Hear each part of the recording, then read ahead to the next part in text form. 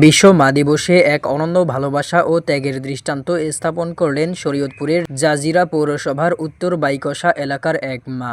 দীর্ঘদিন ধরে কিডনি জটিলতায় ভুগতে থাকা ছেলে নাসিম জাহান আকাশকে নিজের একটি কিডনি উপহার দিয়েছেন তার মা নাসিমা সুলতানা। পরিবার সূত্রে জানা গেছে, প্রায় 9 মাস আগে আকাশের দুটি কিডনি বিকল হয়ে যায়। এরপর থেকেই পরিবারটি ছেলের চিকিৎসা নিয়ে দুশ্চিন্তার মধ্যে দিন কাটাচ্ছিল। নানা পরীক্ষা নিরীক্ষা ও চিকিৎসার পর শেষ পর্যন্ত সন্তানের জীবন বাঁচাতে নিজের কিডনি দেওয়ার সিদ্ধান্ত নেন মা নাসিমা সুলতানা। তিনি একজন সরকারি প্রাথমিক বিদ্যালয়ের প্রধান শিক্ষক। রোববার 10 মে বিশ্ব মা দিবসেই ঢাকায় আকাশের কিডনি প্রতিস্থাপন অপারেশন সম্পন্ন হওয়ার কথা রয়েছে। অপারেশনটি করবেন দেশের খ্যাতিমান কিডনি ট্রান্সপ্লান্ট সার্জন ও ইউরোলজিস্ট অধ্যাপক ডক্টর মোহাম্মদ কামরুল ইসলাম।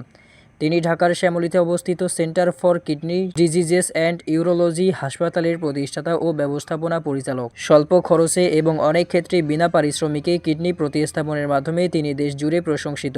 চিকিৎসা খাতে বিশেষ অবদানের জন্য 2022 সালে তিনি স্বাধীনতা পুরস্কারও লাভ করেন। স্থানীয় বাসিন্দা ও প্রতিবেশী ইমরান হোসাইন জানান, জাজিরা উপজেলা আবারও এক মানবিক ভালোবাসার ইতিহাসের সাক্ষী হলো। সন্তানের জীবন বাঁচাতে আকাশের মা নিজের শরীরের একটি কিডনি দান করেছেন। একজন মা শুধু সন্তানকে জন্মই দেন না, প্রয়োজনে নিজের শরীরের অংশ দিয়েও সন্তানের জীবন রক্ষা করেন। আকাশ হয়তো সারা জীবন মনে রাখবেন, একবার মা তাকে পৃথিবীর আলো দেখিয়েছিলেন, আরেকবার মৃত্যুর দুয়ার থেকে ফিরিয়ে এনে নতুন জীবন উপহার দিলেন।